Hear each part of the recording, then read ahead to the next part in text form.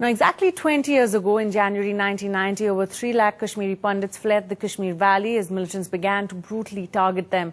Well, today in our special series on their 20 years in exile, Nidhi Razdan reports on one of the casualties of that exodus, an entire generation of Pandit children who've grown up with almost no connection to their homeland.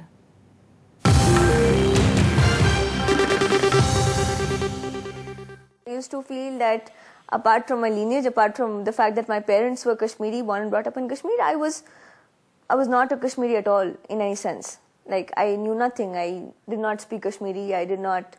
I knew nothing about our culture, our traditions. 17-year-old Radhika Kaul spent her entire childhood outside Kashmir.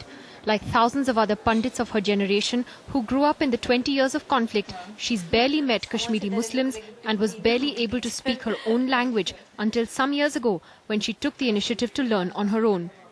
Radhika's family fled Srinagar in January 1990, throwing whatever they had into one car, running away overnight. Her parents, who hadn't gone home in 15 years, summed up the courage to take their daughter home to Kashmir some years ago. That when we boarded the flight from Delhi to Srinagar, I remember my mother taking off her sindoor and her rat, which the symbols showing her to be a Kashmiri Pandit woman. And that was ironic because it meant that we were afraid to be what we actually were in our own land. And when I first saw Kashmir, when in the aircraft, which was just about to land in Srinagar, you see the snow-capped mountains. When I saw that for the first time, I started crying and I told myself that it doesn't matter even if you die here, Radhika, even if the terrorist bomb you. When you were a kid, chubasan ki ak puri generation shu bade mit kinta chho parku chinzana ni akakis.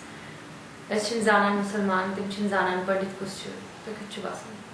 Chubasan sorry, she cut off gamut. Now me chubasan one chu Kashmir For a state that always prided itself for Kashmiriyat, for Hindu-Muslim unity, what happened in 1990 is something that left a deep scar among both communities.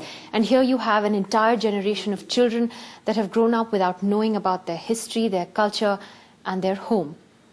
In New Delhi, with Ajmal Jami, Nidhi Razdan for NDTV. Tuba.com